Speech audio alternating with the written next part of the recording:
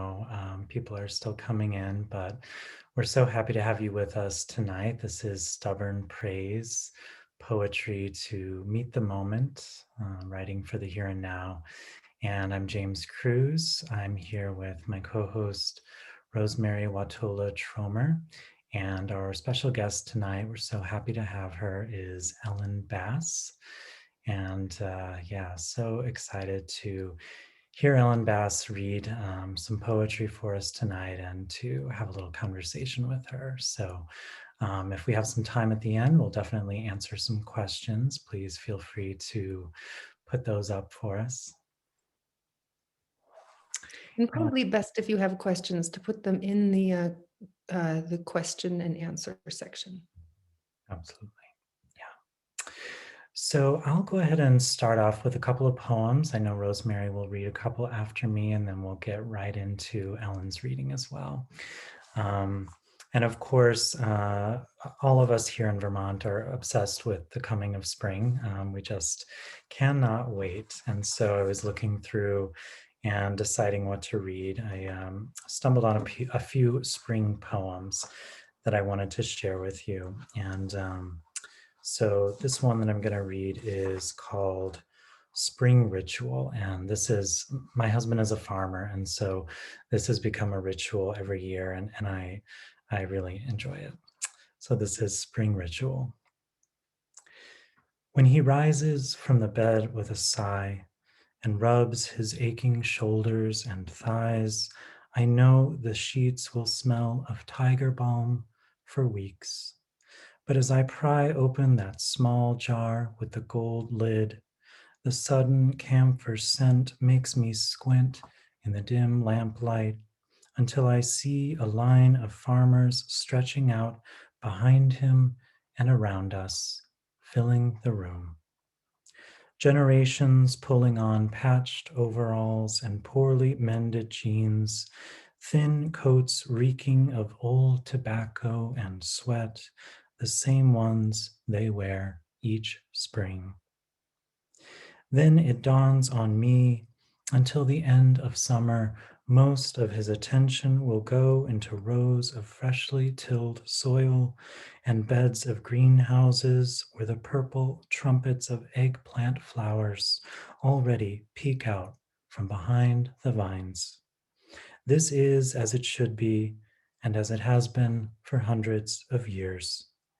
Even as I work the balm into his back, I can see his hands itching to start the tractor and run a rock picker through these fields. I can see him kneeling in the earth at the end of a 10-hour workday and rubbing between his fingers the fragrant leaves of a basil plant that would not be living without him.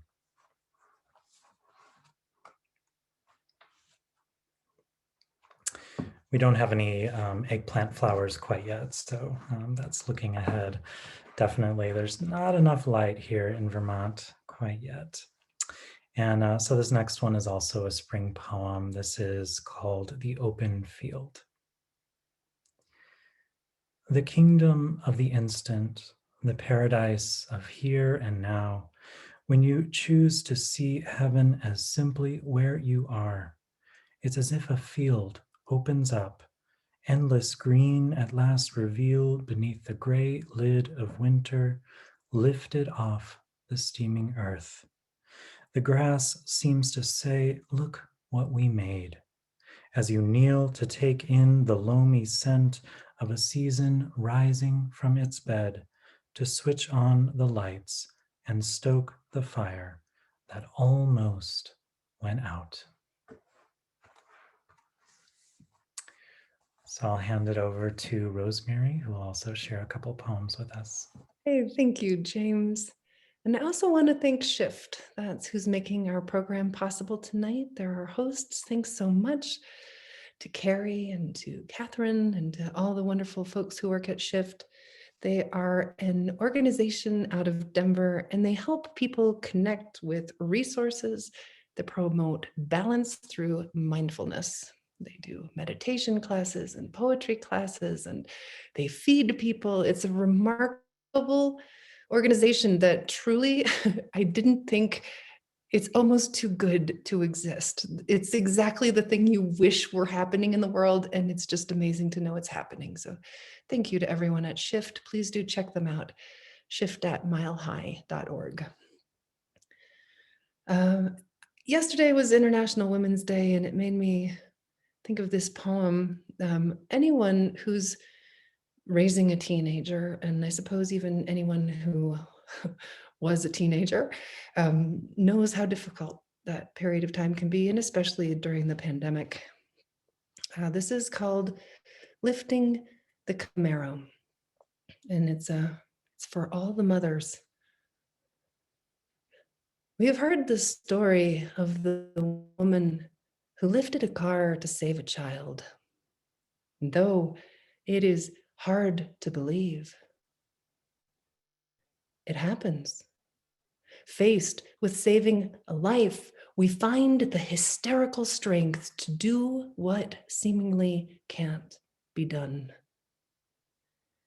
I think of those women today, and I think of my son, trapped beneath the chassis of teenage torment.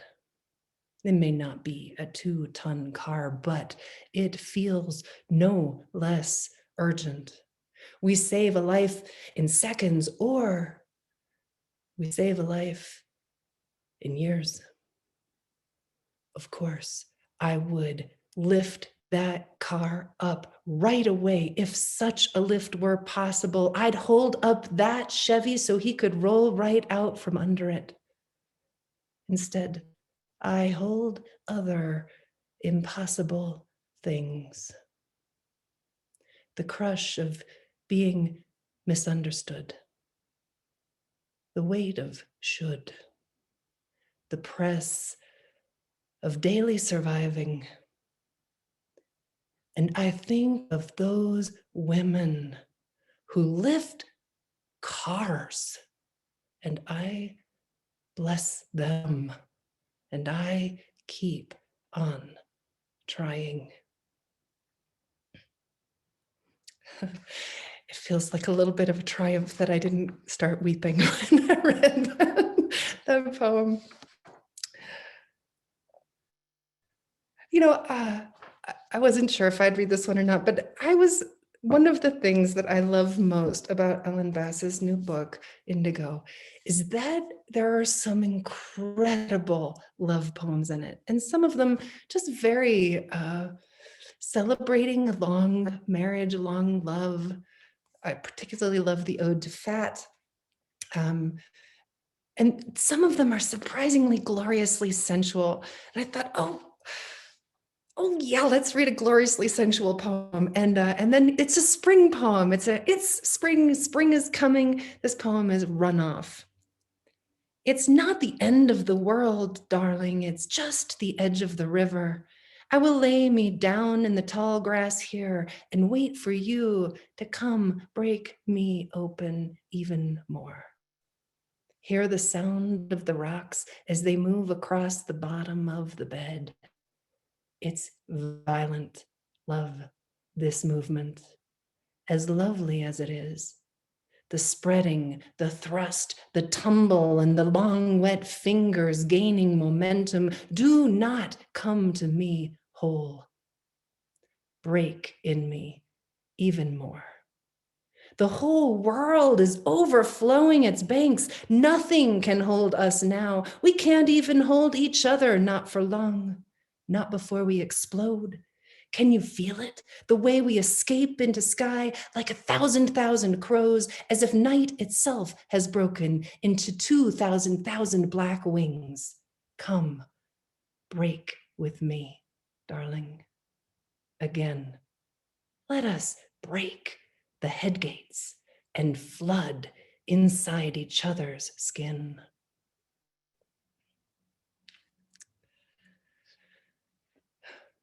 I'm kind of hoping, actually, that Ellen will read some love poems, but I'm just excited you're going to read whatever you're going to read. James will introduce her just a little bit more, but I do want to say a few words about a series of classes that Ellen is teaching coming up. The living room craft talks, and I know James is putting the link for those in the chat bar. They're going to be running live on Fridays starting April 2nd. It goes for 1, 2, 3, 4, 5, 6 weeks, I believe. Is that true, Ellen? 6 weeks? I have several students who've been taking these classes and they just rave about them for several reasons. One is, of course, Ellen herself and all the incredible information that she brings very succinctly, the breadth of the poems that she chooses, and on top of that, bringing in special guests over and over and over to talk about their process so that you have a really rich experience listening to many of the best poets in America today talking about the process of writing poems. So if you're interested in more information about that, please do look in the chat bar. You can also go to ellenbass.com. James, you want to further introduce Ellen? Sure, yeah. And just a further plug for the courses, I feel like almost everyone I know has taken a course with Ellen. So it's sort of like this, this fan club. Like if you're in the poetry world at all, you know someone who's been in these classes and who raves about them. So and I think it's been so helpful for people throughout the pandemic and just a way to practice their creativity. I know so many of us are paying more attention to that right now.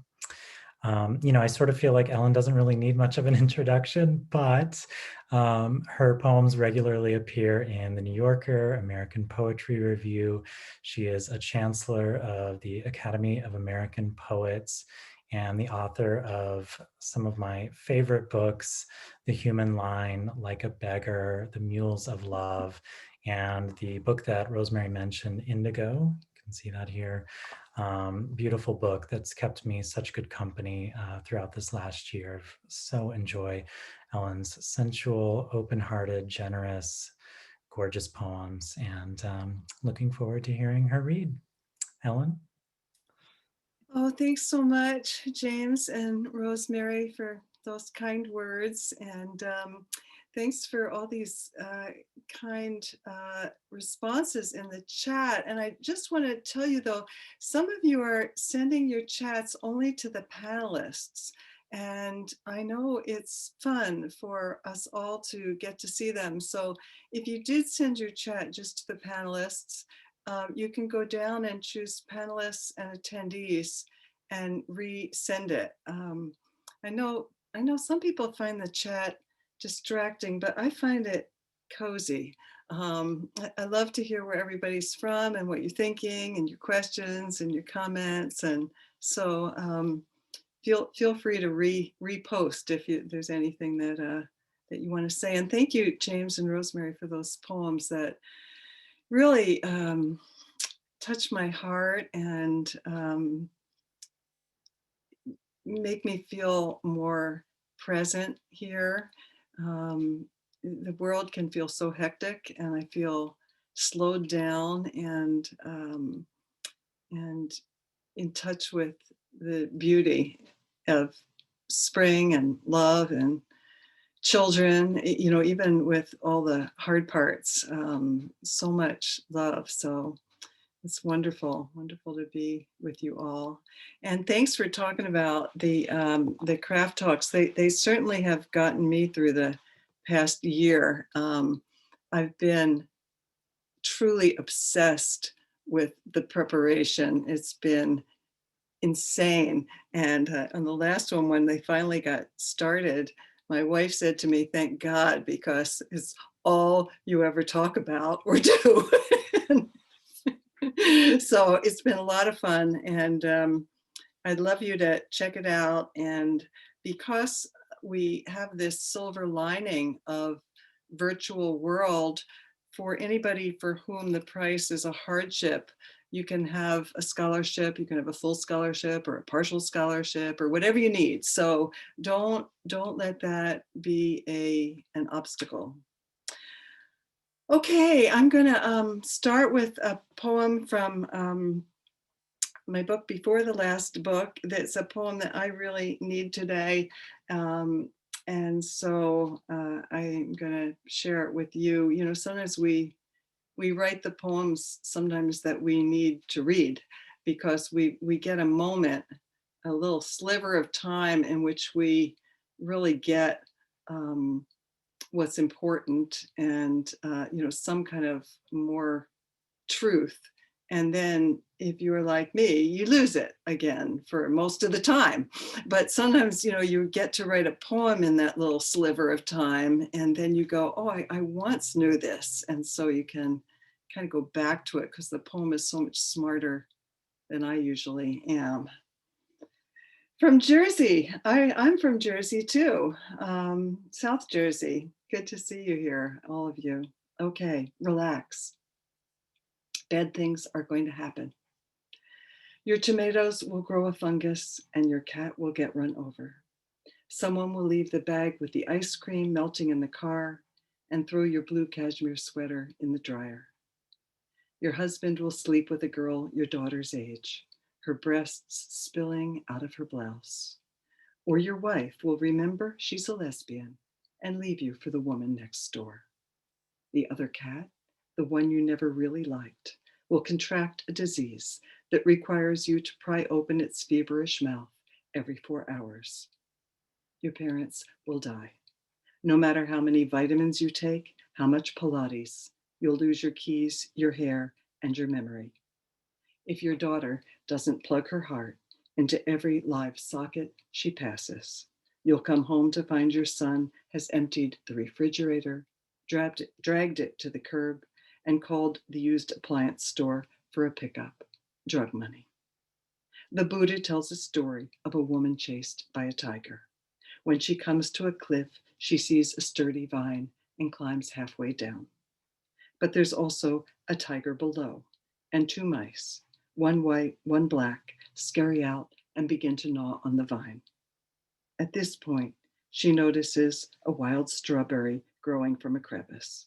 She looks up, down at the mice.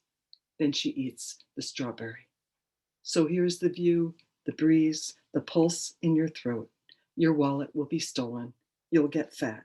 Slip on the bathroom tiles in a foreign hotel and crack your hip. You'll be lonely. Oh, taste how sweet and tart the red juice is, how the tiny seeds crunch between your teeth.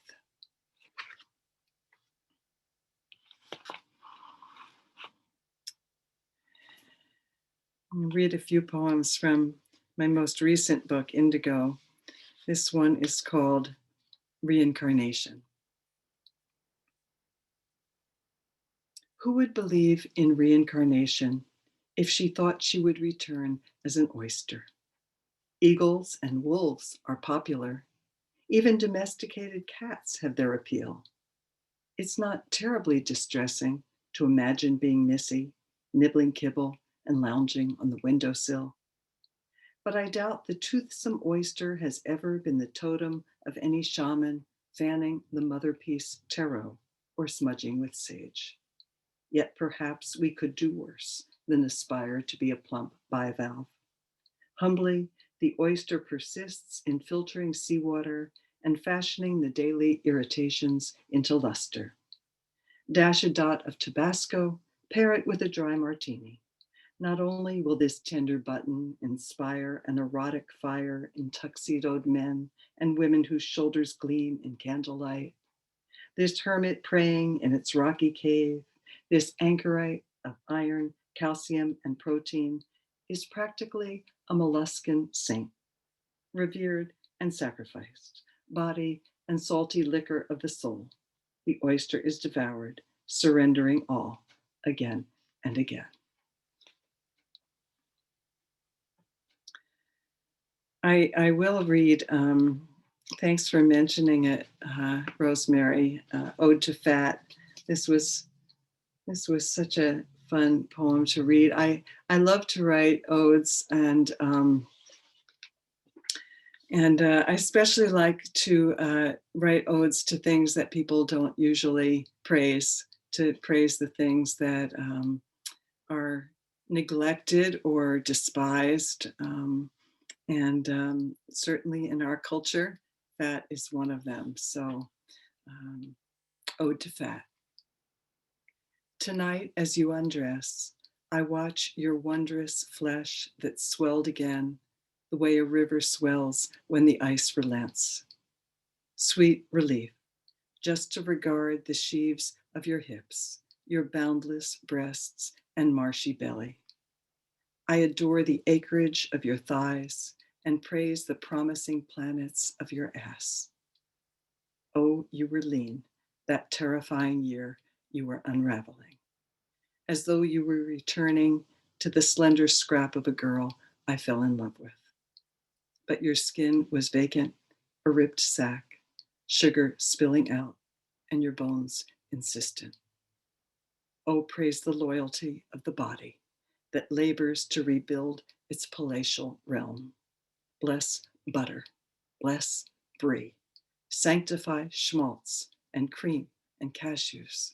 Stoke the furnace of the stomach and load the vessels. Darling, drench yourself in opulent oil, the lamp of your body glowing. May you always flourish, enormous and sumptuous, be marbled with fat, a great vault that I can enter, the cathedral where I pray.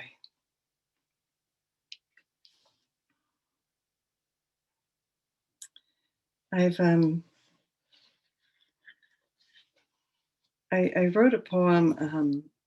It seems like the one to follow this one, although I hadn't thought about it when I was thinking about these. But here's a poem of another animal eating.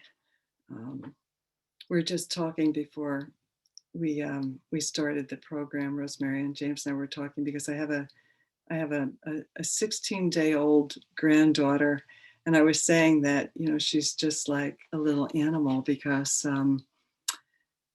she doesn't do people things yet. She just does animal things, and this is we forget. Speaking for myself, just that we are not so separate from animals. And this is a poem that I wrote when I was reading about grizzlies being so endangered in the Yellowstone area. And this is called Grizzly. She grazes in a meadow, sulfur blossoms spilling from her jaw. At this moment, she seems so calm she could be holy, if what that means is something like being wholly unaware of the good she gives. How even her rooting tills the soil, and even her shitting furries the seeds, and even her bathing is a joy to behold, as I am beholding her this morning, as she leans over a water hole, her shadow first, and then her reflection on the skin of the water. Then the splash as she enters, the pond opening, rippling, and the scritch as she scrubs her head with her paw, the great planet of her head that she dunks and raises, shaking the water in wide arcs, spraying the lens of the hidden camera. And now she climbs out, water rivering off her fur. She is drying that huge head in the long grasses. And here she hunkers over a bison carcass, slowly ripping free the shoulder. Those precision instruments that work with an ease that seems, yes, delicate. Blood stains the river and stains the snowbank and stains the rock. Vessels carrying the chemicals of life, hair and bone, flagella and bloom. She carries them lumbering forward as she sinks her teeth and feeds.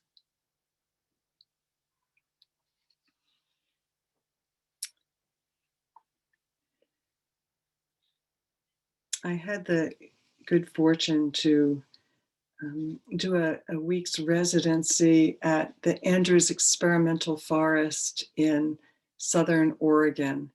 And if you don't know about this, you might enjoy looking it up and reading a little bit about it.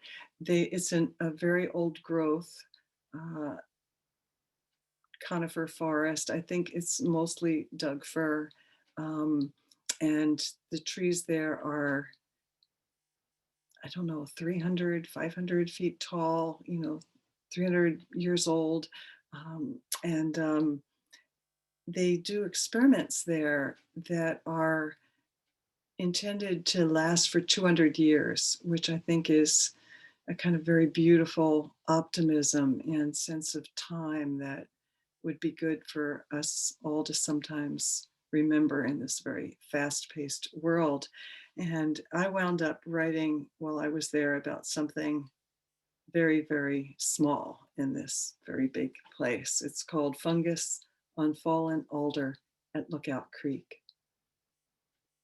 Florid, fluted, flowery petal, flounce of a girl's dress, ruffled fan, striped in what seems to my simple eye an excess of extravagance. Intricately ribboned like a secret code, a colorist's vision of DNA. At the outermost edge, a scallop of ivory, then a tweedy russet, then mouse gray, a crescent of celadon velvet, a streak of sleek seal brown, a dark arc of copper, then butter, then celadon again, again butter, again copper, and on into the center, striped thinner and thinner to the green, green moss furry heart. How can this be necessary? Yet it grows and is making more of itself. Dozens and dozens of tiny starts, stars no bigger than a baby's thumbnail, all of them sucking one young dead tree on a gravel bank that will be washed away in the next flooding winter. But isn't the air here cool and wet and almost unbearably sweet?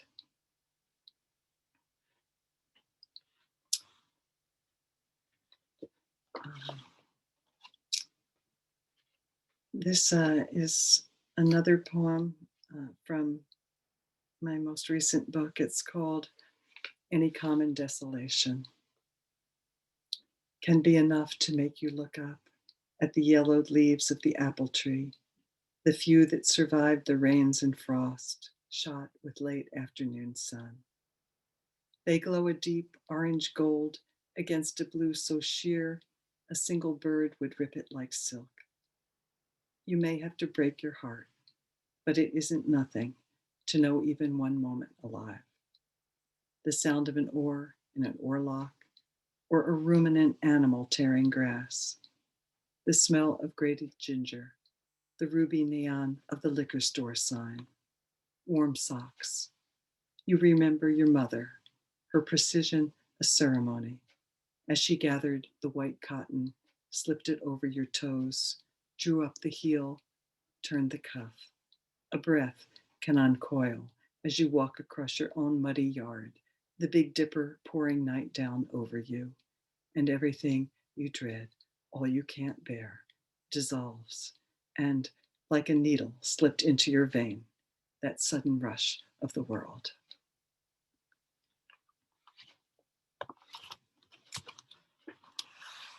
I'll share this poem from an older book. It's called If You Knew. What if you knew you'd be the last to touch someone? If you were taking tickets, for example, at the theater, tearing them, giving back the ragged stubs, you might take care to touch that palm, brush your fingertips along the lifeline's crease. When a man pulls his wheeled suitcase too slowly through the airport, when the car in front of me doesn't signal, when the clerk at the pharmacy won't say thank you, I don't remember they're going to die. A friend told me she'd been with her aunt.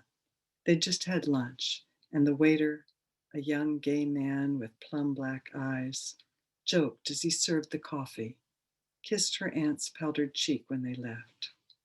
Then they walked half a block, and her aunt dropped dead on the sidewalk. How close does the dragon's spume have to come? How wide does the crack in heaven have to split? What would people look like if we could see them as they are, soaked in honey, stung and swollen, reckless, pinned against time? This one is from The Human Line. And I'll read one more, and then I think we're going to have a little conversation.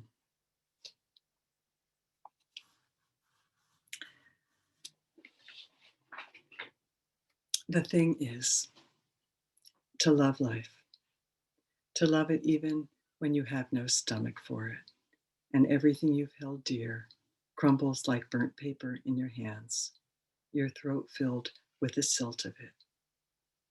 When grief sits with you, its tropical heat thickening the air, heavy as water, more fit for gills than lungs.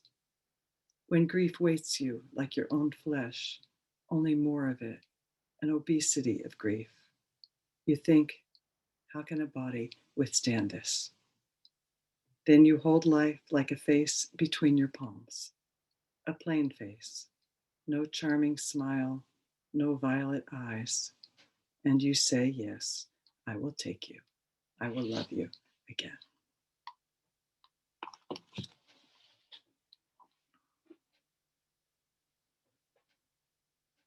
Oh yeah, thank you.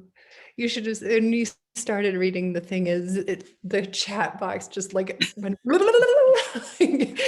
like if we'd been in a stadium, the roar would have. Oh, thank you. You know, I wrote that poem obviously in a god awful time, and I didn't think it was very good, and I put it aside, and I had sent it to a little anthology that was like a gift book, you know, like you see sometimes like in airports or tchotchke kind of stores, and um, it got published there, but I just didn't think it was very good, and I just put it in the poem cemetery, and that was that. And then after 9/11, somehow somebody sent it to this radio announcer, a producer, you know, what do you call the person who does a radio show? That person. Host, radio host, thank you, radio host in somewhere in Pennsylvania, and he read it, and I'd never gotten so many responses to a poem ever, and so I thought, well, maybe it didn't belong in the poem cemetery after all. Maybe I better, you know, take it out of there. And I think I think of it as my hardest working little poem, because a lot of people have shared with me that when they really needed something to hold on to, that poem was with them. So um, I'm really glad that it didn't leave. And you know, it just kind of shows that thing about poetry, that poetry is so much, you know, one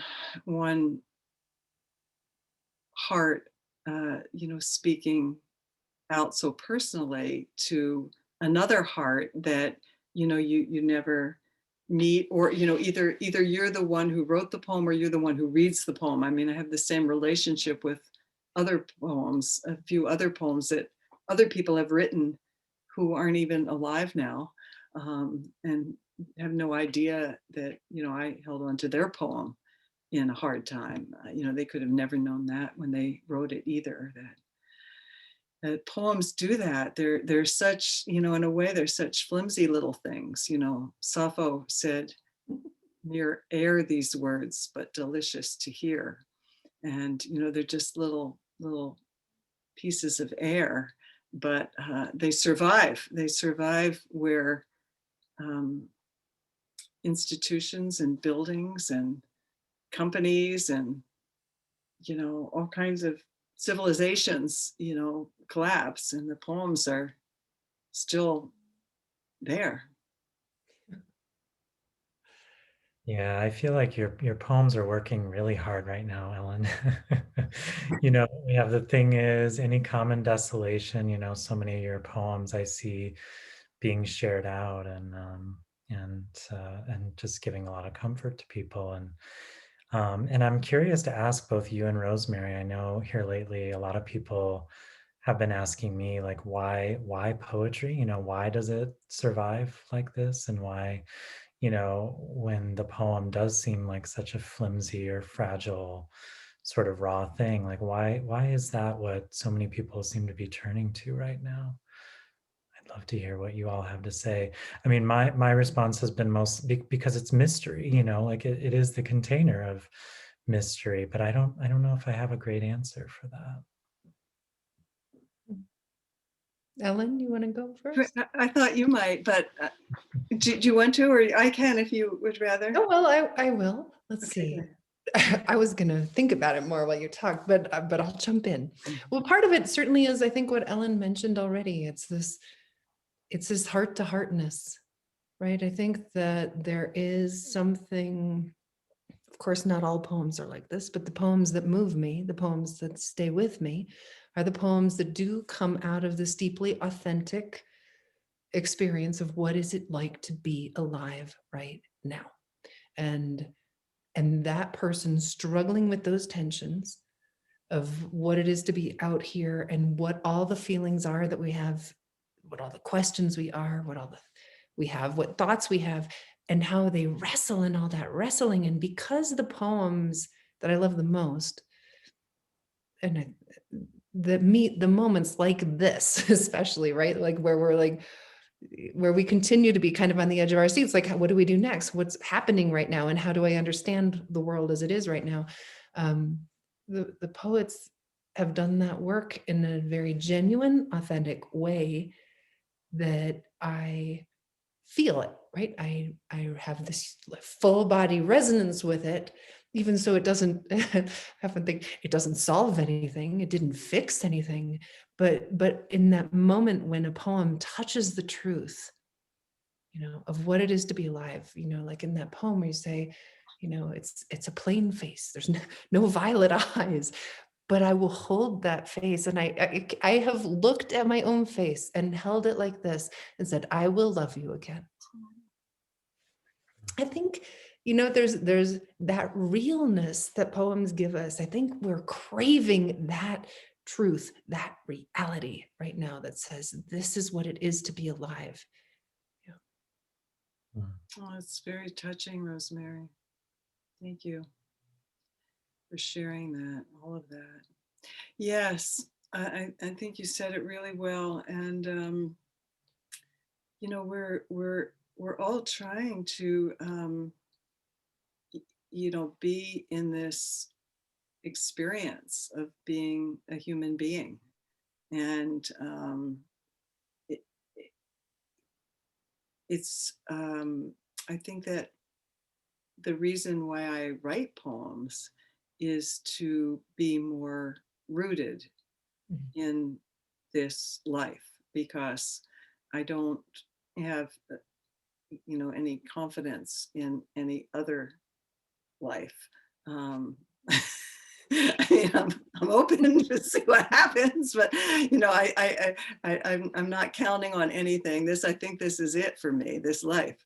And so I want to be in it, but it's not always so easy to be in it, and it's not so easy to be in it when it's really hard, but it's also not even that easy to be in it when things are going along okay. It's really, I'm sure, unless there's a few of you there perhaps, and I hope maybe you are, really enlightened, and you're, kind of conscious most of the time. I mean, I am not, I'm most of the time just as distracted as the next person. And but when I sit down to write a poem or to read a poem, time kind of stops, and that's what the lyric poem does. In a way, it really stops time.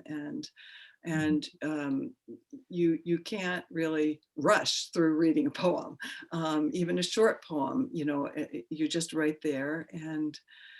And I think that we're also looking to, make that human to human connection. I know somebody in the chat, I just noticed, said, we want to know that other people feel what we're feeling.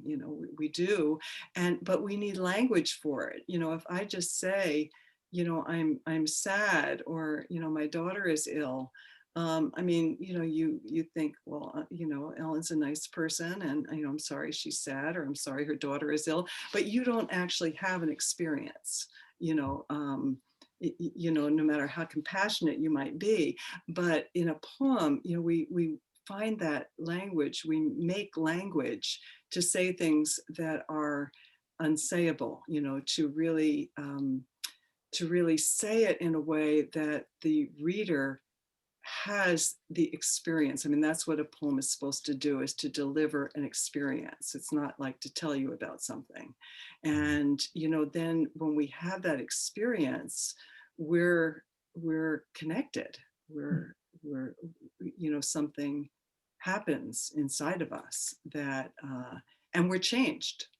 I mean, I think that's the deepest reason to write. It would not be worth how hard it is to write a poem that, I mean, I don't write very many poems that succeed compared to the poems that fail that I write. And so it just wouldn't be worth it for any kind of, very pleasant appreciation from other people, which I'm not knocking. I like it very much, but it wouldn't be worth it if it weren't. It's about transformation. It's because at the end of writing that poem, um, if the poem has done its work on me, I am not the same person. And when I read a poem, I can't say that every poem I read, even every excellent poem I read, changes me. But the ones that really get under my skin, they do change me. I'm not the same after I read them. And I think that's bottom line. I once wrote a poem. My wife is a really excellent reader, and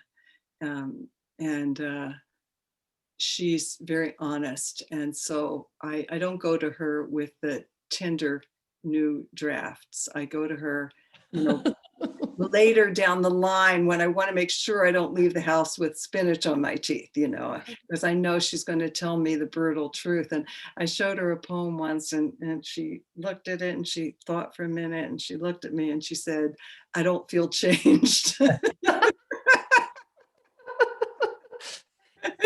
And then she said, "Well, that's what you told me a poem should do."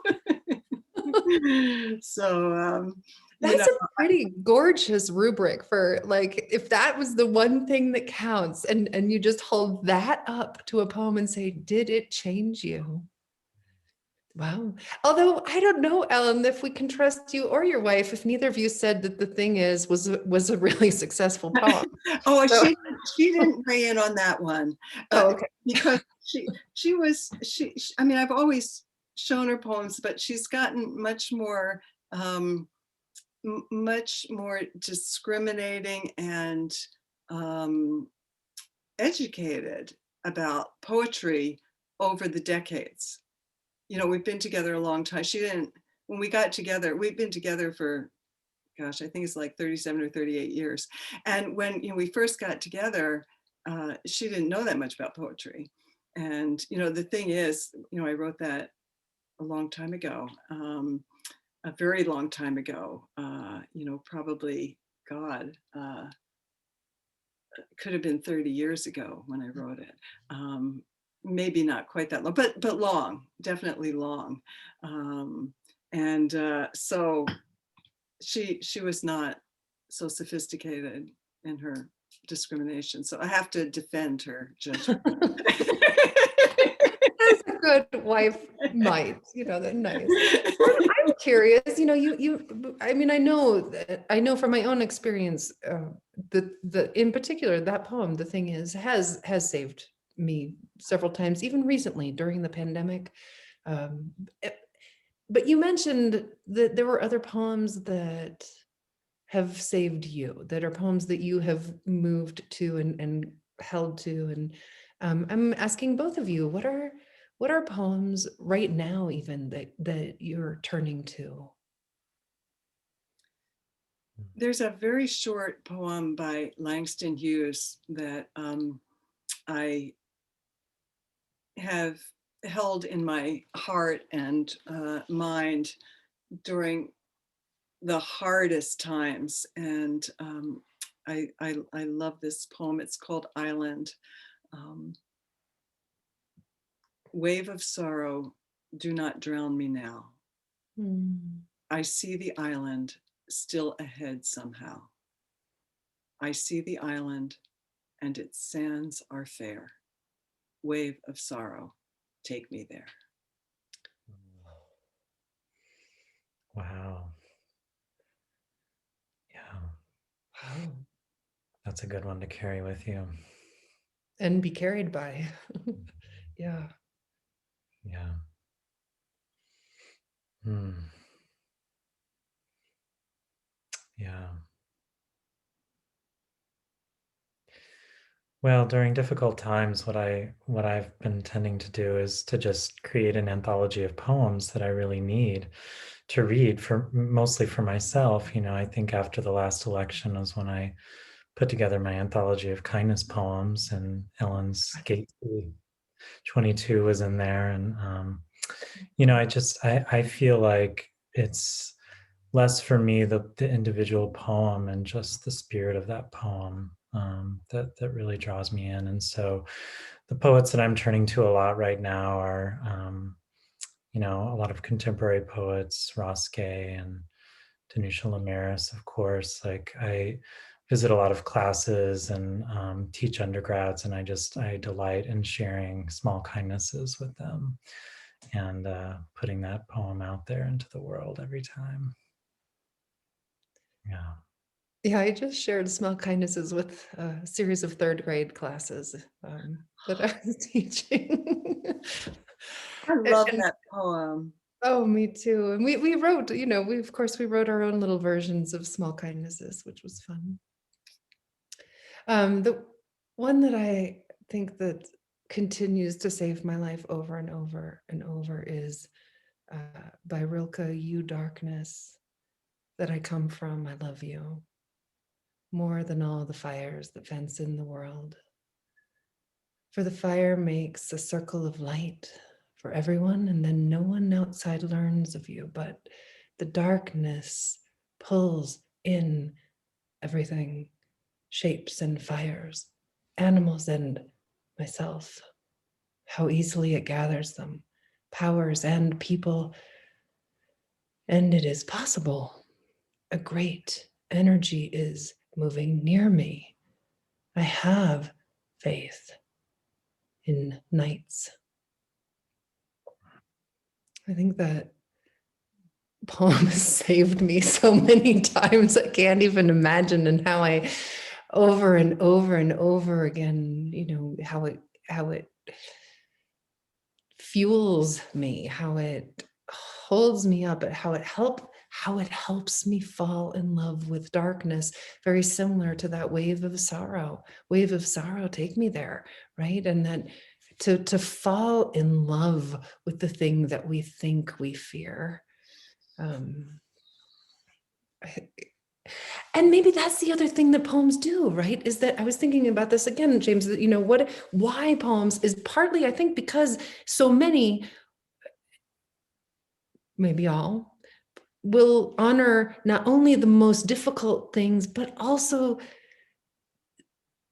intention to that, the other thing, there's that beautiful tension, so that what is one small joy can can hold up the entire weight of despair. And it's just how a poem will hold them both. It's a vessel capable of holding the greatest despair and the most astonishing joy in just a very small space.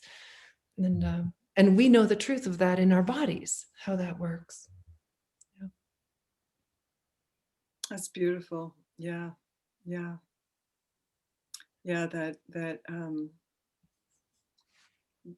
coexistence. Mm-hmm. Yeah, and the grounding effect too of poetry that you were pointing to earlier, Ellen. Just that, it's that sliver of time when, I'm truly present in the moment and in my body and just in line with everything. And then it's gone, but at least you were there for that. And the poem is proof of that, or evidence that I was present. I was present. Yeah. I teach mindfulness, and it's the hardest thing for me. It really is. And and I think the poetry does help. It is part of the practice of at least trying to be a little more present. Mhm. I think just one question, I think, from the audience for Ellen, and then we'll each close with one more poem of our own. I did see some people wondering if this is being recorded. It certainly is. It will be available in the next day or so on my website, which is wordwoman.com, wordwoman, just one.com. And it's also on my Facebook page live right now. So if you are my friend on Facebook, you can certainly find it there. And even if you're not, it's public. So a question for you, Ellen. Many of the poems you read today were poems of joy. How do you place yourself in the mindset for poems of joy? And what are your favorite craft books related to ecstatic poetry? That's from Emily Dillon. I think that that the reason that I have, well, maybe this is too simplistic, but I'll start here. I think that one of the things that I try that I turn to poetry for is to find how can I. One of my students once said, "You're the poet of how do we go on?"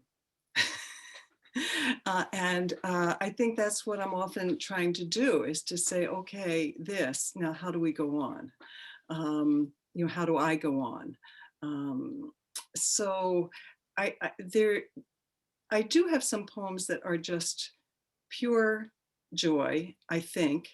I haven't really taken a look, but even the most joyous usually have at least some death in. I mean, even like the oyster poem Reincarnation, you got to die first, so there's usually something death or dark or painful that the poem is in some way trying to say, yes, but okay, yes, that is terrible, and there is still joy, and how to it so it's kind of how do we find the joy after sorrow or even within the sorrow. So I think I'm always going for that joy, because if you don't, you if I don't, I'm going to be miserable, and I don't want to live miserably. I and I all those really t- old cliches, um, about like, is the glass half empty or half full? I mean, they became cliches because they're so true.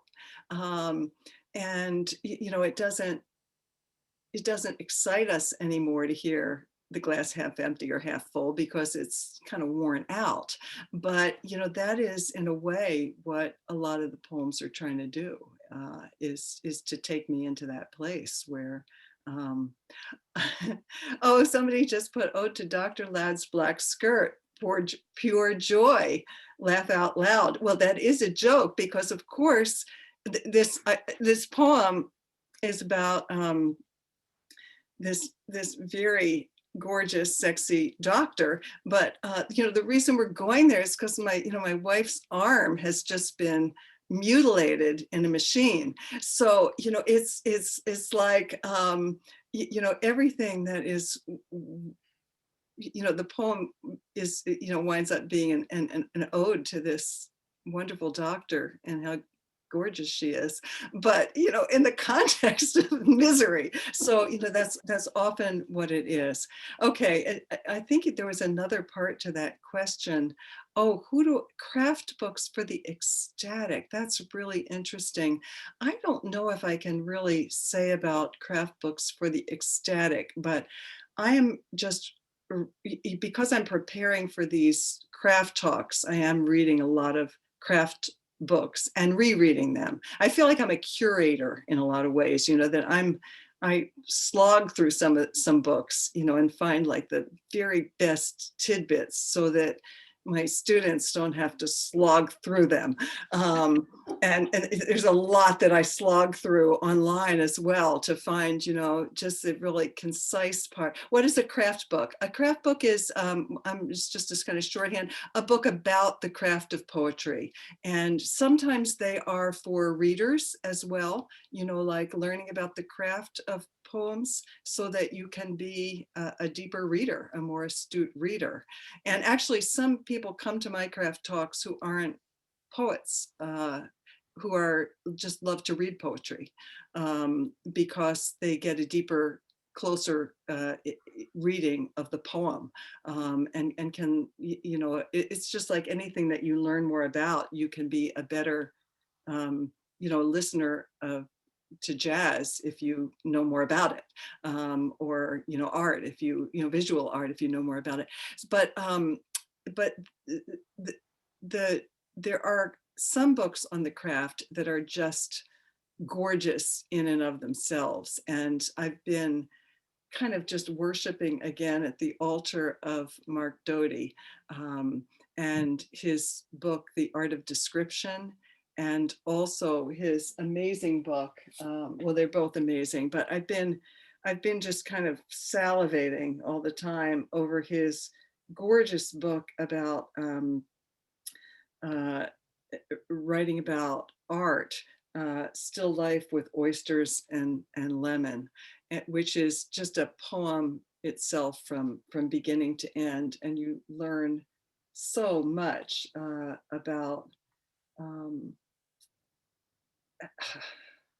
about a writer, and the way that he writes and describes, you just fall into it, and it's just so delicious and gorgeous. So those are two that I would really, really, really recommend, and they're both short, and you don't have to slog through even a paragraph. Every paragraph is beautiful. Thank you, Ellen. Thanks for the thoughts about joy and writing, and also for those resources. I'll go ahead and kick us off for a final round of poems, and then we'll say goodnight. In the joy theme, this is one I wrote this last week called Strange Balance. When the boy is sneering, or the glass is breaking, or the woman is weeping, or the streets are crowded with anger and rage, it is hard to believe a small joy has any real value.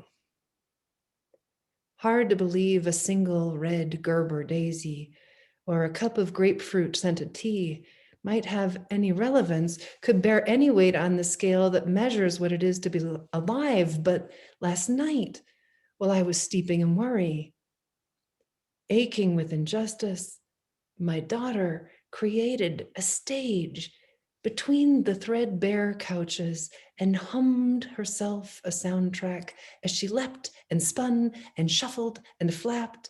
And oh, how the brief flare of her joy changed the flavor of the night.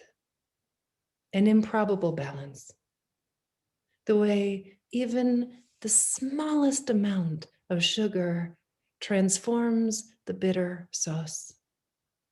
The way just one note resolves a minor chord. The way the barest hint of rain makes the whole desert erupt into bloom. And James, how about you? It's beautiful, Rosemary. I love that eruption at the end there. So I'll just share a short poem. This was a moment of joy I had actually on an Amtrak train ride to New York City a couple of years ago. I was headed to a reading, and I think I left my phone at home or forgot my charger or something. So I was forced to be present and forced to look out the window. So this is from an Amtrak along the Hudson. I saw a bald eagle perched on a log, the beacon of his white head alerting me to his presence in the estuary, where he stood with the writhing silver body of a fish gripped tight in talons that would not release until his catch had exhausted itself. He watched from a distance, undisturbed, as a much larger silver body slid by on the tracks, and he seemed to meet my gaze for just an instant, both of us hunting in our own ways for something bright to bring home. And then Ellen will finish off with you. Good. Thank you. Thank you for those two poems and the ones before, but those are both reach my heart. Thank you. I'm going to read this poem. It just came out in the New Yorker, and I'm excited about that. So here it is. And my wife is my muse. Actually, she a while back we were arguing about something, and she hurt my feelings. I can't remember what the subject was anymore, so obviously it wasn't very important. But whenever there's a tension or irritation, I always think to myself, can I make a poem out of this? And so she's very, very useful that way. And and and I wanted her to just say, "I'm sorry, honey." And for some reason, she found that very difficult. And so I wrote this poem. It's called "How to Apologize." Cook a large fish. Choose one with many bones. A skeleton you will need skill to expose. Maybe the flying silver carp that's invaded the Great Lakes, tumbling the others into oblivion. If you don't live near a lake, you'll have to travel. Walking is best and shows you mean it, but you could take a train and let yourself be soothed by the rocking on the rails. It's permitted to receive solace for whatever you did or didn't do, pitiful, beautiful human. When my mother was in the hospital, my daughter and I had to clear out the home she wouldn't return to. Then she recovered and asked, incredulous, how could you have thrown out all my shoes? So you'll need a boat you could rent or buy, but for the sake of repairing the world, build your own. Thin strips of Western red cedar are perfect, but don't cut a tree. There'll be a demolished barn or downed trunk if you venture further. And someone will have a mill, and someone will loan you tools. The perfume of sawdust and the curls that fall from your plane will sweeten the hours.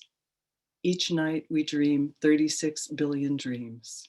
In one night, we could dream back everything lost. So grill the pale flesh, unharness yourself from your weary stories. Then carry the oily, succulent fish to the one you hurt. There is much to fear as a creature caught in time, but this is safe. You need no defense. This is just another way to know you are alive. Oh, yeah. Oh, thank you. And there was the joy and sorrow so sweetly woven together. That was beautiful. Thanks, Ellen. Oh, Thanks, thank you. James. Thank you, everyone, for being here. Thank And you, thanks to Rosemary. Shift again for hosting. And Carrie did put a note in the chat bar. Thank you, Carrie, that not only will it be on my website, but also Carrie will send a link to this video to everyone who's been here tonight. And we'll make sure that she also adds a link to Ellen's Craft Talks in her website so that you're also able to see that again. And James, do you want to say something about what we have coming up? We have two amazing programs coming up in May and June. So our next guest will be Mark Nepo coming up on May 10th. That'll be 4 p.m., which is a bit of a shift in time for us, but we'll let everyone know, email you all. And then the following month, June 14th at our regular time, 8 p.m. Eastern, will be January Gill O'Neill. She'll be joining us. So we'll be sending out notes about that. Thank you everyone so much for showing up tonight. And thank you again, Ellen Bass. We're so grateful for you to join us. Thank you. Thank you. Thank you all.